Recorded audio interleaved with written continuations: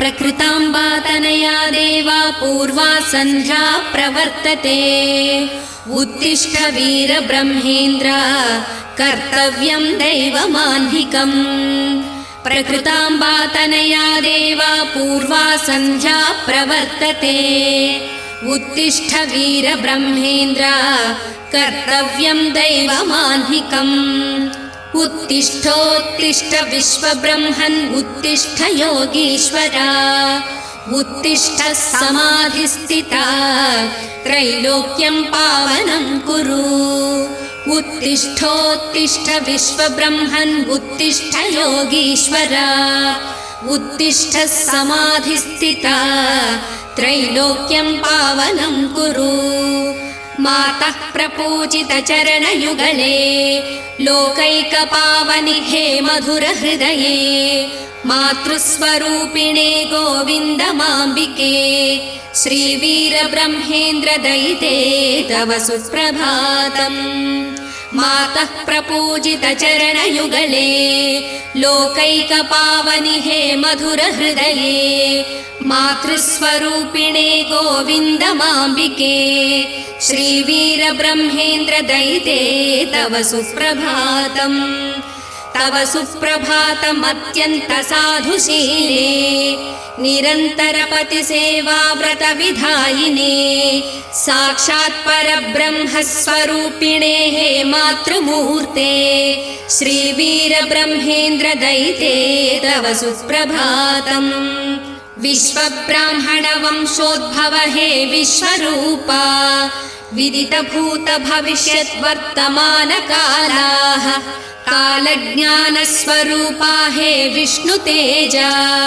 श्रीवीरब्रह्मेन्द्र प्रभो तव सुप्रभातम् पापाग्निमठाचार्य पापमाम्ब प्रियतनया वीरप्पयनामधार्य हे परमपुरुषा बनगानपल्लिग्रामनिवास हे परब्रह्मन् श्रीवीरब्रह्मेन्द्र प्रभो तव सुप्रभातम् पिण्डोत्पत्तिक्रमविधानबोधका विश्वरूपसन्दर्शन भाग्यमनुग्रहीता सान्द्रसिन्धुवेदानुग्रह हेतो श्रीवीरब्रह्मेन्द्र प्रभो तव सुप्रभातम् तीर्थयात्रा विहारा हे शिष्य समेता संदर्भानुपूर्वक प्रकटित काल ज्ञानः नेत्रयुग प्रदात हे विश्वविधाता श्रीवीरब्रह्मेन्द्र प्रभो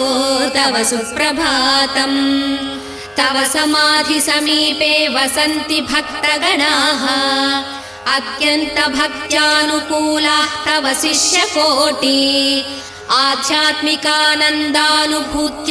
आध्यात्मिकानन्दानुभूत्यनुभूयमानाः श्रीवीरब्रह्मेन्द्र प्रभो तव सुप्रभातम् गायन्ति तव स्तोत्रगानाः गायकाः स्तुवन्ति तव कालज्ञानमहिमोपमानाः पठन्ति विबुधाः तव वेदमन्त्राः श्रीवीरब्रह्मेन्द्र प्रभो तव सुप्रभातम् समस्तलोकाराध्या सर्वगुणसम्पूजिता सजीव समाधिस्थिता साधुवर्तना विष्णुवतारस्वरूपा विभवरूपा श्रीवीरब्रह्मेन्द्र प्रभो तव सुप्रभातम् सिद्धयादि उत्तम शिष्यगण समेता सत्सन्तानः सहित समाराधित चरणा सौम्यवाचक विश्वब्राह्मण वंशोत्तमा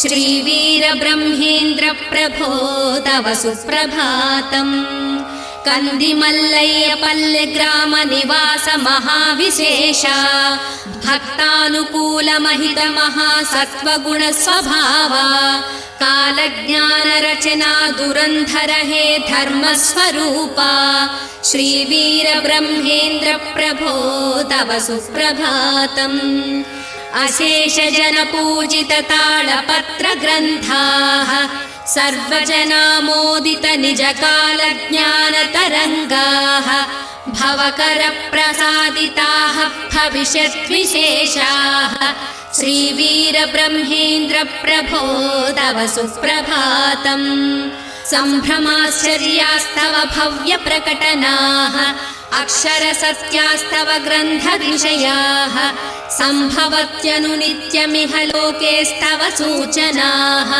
श्रीवीरब्रह्मेन्द्रप्रभो तव सुप्रभातम् सर्वकलुषनिवारास्तव मृदुस्पर्शाः आयुरौषधसमानास्तव नव्यमन्त्राः अज्ञानतिमिरभेदनखड्गास्तव बोधनाः श्रीवीरब्रह्मेन्द्रप्रभो तव सुप्रभातम् पोतुलूरिवंशाम्बुधिसोमपरन्धाम अगणितगुणगणोपेत आध्यात्मविधाता जरामृत्युभयातीत अभयप्रदाता श्रीवीरब्रह्मेन्द्रप्रभो तव सुप्रभातम् पेदकोमर्लग्रामविहारा विश्वेश्वरा विश्वब्राह्मणवंशसञ्जात महानेता स्वामिन्महातिमिरसंहार तेजो विलासा श्रीवीरब्रह्मेन्द्रप्रभो तव सुप्रभातम् गृहस्थाश्रमधर्मपरिपोषका हे मौनिपुङ्गवा सनातनधर्मोद्धारक हे साधुस्वभावा समस्तविश्वविभवकारणकार्यहेतो श्रीवीरब्रह्मेन्द्रप्रभो तव सुप्रभातम् महामहोदया महनीय भाग्यदेवा धृतदीक्षा दक्षका दाक्षिण्य गुणगम्भीरा निखिल जगातीत निगमागम निर्देशका श्रीवीरब्रह्मेन्द्रप्रभो तव सुप्रभातम् महम्मदीय शिष्य परिसेवित चरणा धर्मोद्धारक धर्माधर्म विवर्जिता विविधमतानुगुण विधायक वेद विहिता श्रीवीरब्रह्मेन्द्रप्रभो तव सुप्रभातम् निरन्तर तीर्थ सञ्चार हृदया प्रकटितानेक महिमाद्भुत विषयाः दिव्योपदेश समन्विता दे दीप्यमाना श्रीवीरब्रह्मेन्द्रप्रभो तव सुप्रभातम् अनितर साध्य ग्रन्थ रचना सामर्थ्या अनिर्वचनीयानुभूत्यनुग्रहीता भविष्यद्विधात हे विकुण्ठ निलया श्रीवीरब्रह्मेन्द्रप्रभो तव सुप्रभातम् कलियुगावतारा हे जगद्रक्षका त्रिमूर्तिस्वरूपा चिद्रूपा चिदानन्दस्वरूपा त्रिभुवन परिपालना व्रत विधाना श्रीवीरब्रह्मेन्द्रप्रभो तव सुप्रभातम् सर्वज्ञा सर्वसम्पन्न सर्वानन्दमया भक्तहृदय परिवेष्टिता भाग्योदया भक्तिज्ञान वैराग्य मार्ग निर्देशका श्रीवीरब्रह्मेन्द्रप्रभो तव सुप्रभातम् महाबीजाक्षर समन्विता महानेता विदित महोत्पातादि महाचर्या परिपूर्ण विश्वजातक विषय वेद्या श्रीवीरब्रह्मेन्द्रप्रभो तव सुप्रभातम् वसुधैक कुटुम्बमित्येकैक निनद कङ्कणा अत्यन्ताद्भुत भविष्यत् विषय ग्रन्थकर्ता लिखित तालपत्र पूर्वक ज्ञानागारा श्रीवीरब्रह्मेन्द्रप्रभो तव सुप्रभातम् गोपालक वृत्ति निर्वहण कार्या स्वीय रचना संरम्भा महाप्रारम्भा निक्षिप्त भूगृह ग्रन्थ समूहाः श्रीवीरब्रह्मेन्द्रप्रभो तव सुप्रभातम् विश्वासपूरिताः तव भक्तजनाः अत्यन्तानुकूल विनयशीलाः महिमान्विताः तव प्रसङ्गाः श्रीवीरब्रह्मेन्द्रप्रभो तव सुप्रभातम् कैवल्यकारकास्तव भव्यनामाः कारुण्यरसझरी प्रवाहाः तव नयनकिरणाः भवसागरविमुक्तिप्रेरकास्तव दिव्यचरिताः श्रीवीरब्रह्मेन्द्रप्रभो तव सुप्रभातम् कैवल्यकारकास्तव भव्यनामाः कारुण्यरसझरी प्रवाहाः तव नयनकिरणाः भवसागरविमुक्तिप्रेरकास्तव दिव्यचरिताः श्रीवीरब्रह्मेन्द्रप्रभो तव सुप्रभातम्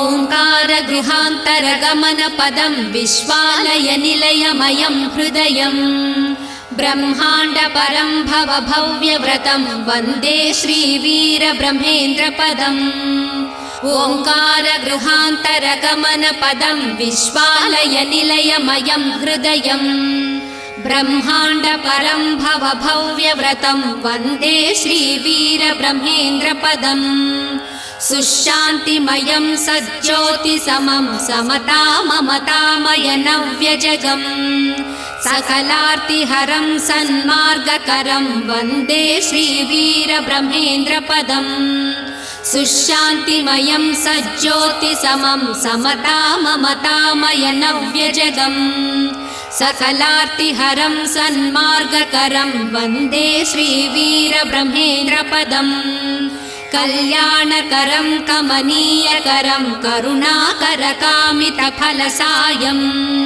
महनीयमहोदयचिद्रूपं वन्दे श्रीवीरब्रह्मेन्द्रपदम् आनन्दसुधामृतमाधुर्यं तव भविष्यद्दर्शनग्रन्थसुमम् अतिवास्तवविषयसुसङ्ग्रहणं वन्दे श्रीवीरब्रह्मेन्द्रपदम् सुग्रामनिवासमहोदैवं सद्भक्तसहायकभ्रमणजगम् उपदेशितकालसुज्ञानसुधां वन्दे श्रीवीरब्रह्मेन्द्रपदम् समाधिस्थितं सुशान्तियुतम् अभयानुमतं तव चरणद्वयम् आधारपथं भव दिव्यस्थलं वन्दे श्रीवीरब्रह्मेन्द्रगुरुम् तत्त्वज्ञं विश्वविहारगुणं धर्मज्ञं विविधजनोद्धरणं दैवज्ञं सफलसुचरितमयं वन्दे श्रीवीरब्रह्मेन्द्रगुरुम् सुमनोहरसुन्दरसौम्यकरं भवदिव्यमठालय सौन्दर्यम् वैकुण्ठसमं तव नवधामं वन्दे श्रीवीरब्रह्मेन्द्रगुरुम् कैवल्यकरं तव पादयुगम् अभयाश्रितपालितप्रेमगृहम् सततं मननं निरतं स्मरणं वन्दे श्रीवीरब्रह्मेन्द्रगुरुम् दयात्रकरं तव नयनद्वयं शुभसञ्चितवरगुणशुभगात्रम् सत्त्वातिशयं सद्गुरुदैवं वन्दे श्रीवीरब्रह्मेन्द्रगुरुम् दयात्रकरं तव नयनद्वयं शुभसञ्चितवरगुणशुभगात्रम् सत्त्वातिशयं सद्गुरुदैवं वन्दे श्रीवीरब्रह्मेन्द्रगुरुम्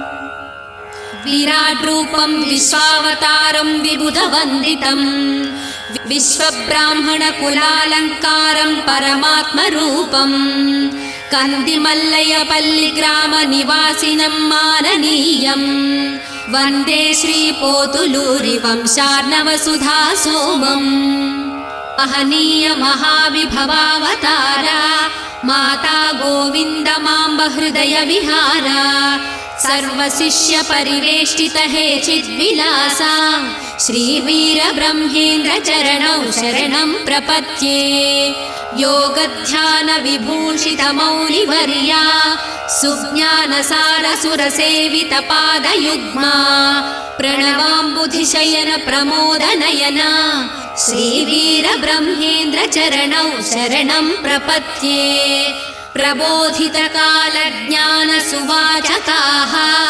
प्रकीर्तितदेव गन्धर्वयक्षगणाः प्रपूजितमधुरमुखारविन्दा श्रीवीरब्रह्मेन्द्रचरणौ शरणं प्रपद्ये।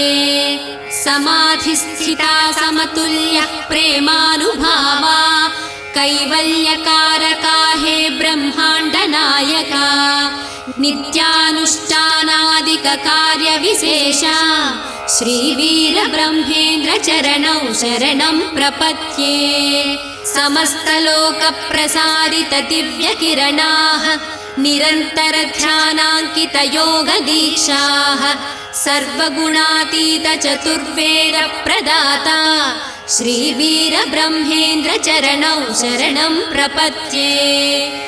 जातिमतगुणरहितमहाविधाना महम्मदीयशिष्यसेवितपादसदना माता गोविन्दमाम्बहृदयगमना श्रीवीरब्रह्मेन्द्रचरणौ शरणं प्रपद्ये। सकलचराचर विश्वविषयज्ञानागारा काषायाम्बरधर कलुषनिवारा महाविपत्सम्भवा सम्भवज्ञा श्रीवीरब्रह्मेन्द्रचरणौ शरणं प्रपद्ये। परमात्मपरन्धाम पुरुषोत्तमा महाज्ञानसाम्राज्य सार्वभौमा विस्तारितकीर्तिकिरणसमूहा श्रीवीरब्रह्मेन्द्रचरणौ शरणं प्रपद्ये। परमपावनकान्तिकिरणौ कल्मषहारौ विश्वाधारौ विश्वैकलोकपूज्यौ नव्यौ नित्यजीवसमाधिमूलौ श्रीवीरब्रह्मेन्द्रचरणौ शरणं प्रपद्ये। कन्दिमल्लयपल्लिग्रामसञ्चारितौ जगद्रक्षकौ जनचैतन्यकारणौ समाराधित सर्वभक्तहृन्निवासौ श्रीवीरब्रह्मेन्द्रचरणौ शरणं प्रपद्ये। प्रपूजितौ प्रविमलसरसीरुहसाम्यौ सचराचर जीवपरिपालनादक्षौ दाक्षिण्यगुणगणपरिवृतौ महाभव्यौ श्रीवीरब्रह्मेन्द्रचरणौ शरणं प्रपद्ये। प्रसारितकालज्ञानविषयवेद्यौ प्रभावितविश्वगमनानुकूलौ प्रसरितदयामृतकिरणद्वयौ नव्यौ श्रीवीरब्रह्मेन्द्रचरणौ शरणं प्रपद्ये। महापापसमूहखण्डनकरौ दिव्यौ महापुण्यकरौ महाभाग्यान्वितौ विश्वश्रेयःकरौ महाविस्मयकरौ शाश्वतौ श्रीवीरब्रह्मेन्द्रचरणौ शरणं प्रपद्ये। माता प्रकृताम्ब पावनगर्भस्थौ विकुण्ठपुरपरिपालकनायकचिह्नौ अभयाश्रितौ तिमिरछेदनकिरणौ श्रीवीरब्रह्मेन्द्रचरणौ शरणं प्रपद्ये। प्रकृताम्बतनयाय वीराय सर्वव्यापिने वीरासनस्थाय पूज्याय वीरब्रह्मणे मङ्गलम्। प्रकृताम्बतनयाय वीराय सर्वव्यापिने वीरासनस्थाय पूज्याय वीरब्रह्मणे मङ्गलम्। पापमाम्बपुत्राय गोविन्दाम्बहृदयनिवासिने वीराधिवीराय वीरेन्द्राय वीरब्रह्मणे मङ्गलम्। वेदान्तवेद्याय वेदगोचराय महाविश्वरूपिणे आदिमध्यान्तरहिताय वीरब्रह्मणे मङ्गलम्। वीराग्रगण्याय सूर्यमण्डलमध्यवर्तिने सूर्यनारायणाय देवाय वीरब्रह्मणे मङ्गलम्। सर्वतीर्थगोचराय कामितार्थप्रदायिने परतत्त्वाय पुरुषाय वीरब्रह्मणे मङ्गलम्। परिपूर्णयाचार्यतनयाय वीरधर्मजस्वामिने त्रयीमयाय ज्योतिर्मयाय वीरब्रह्मणे मङ्गलम्। वरदाय चतुर्विधमोक्षप्रदायिने अभेद्याय अनन्ताय वीरब्रह्मणे मङ्गलम्।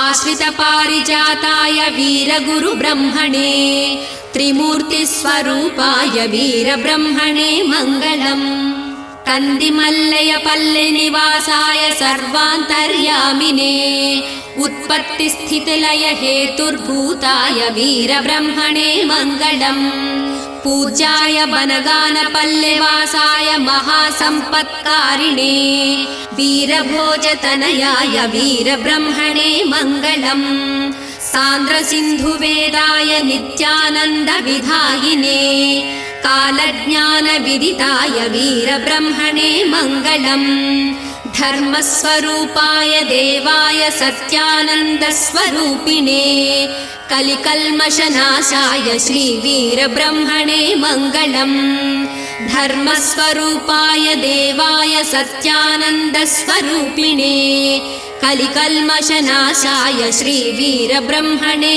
मङ्गलम्।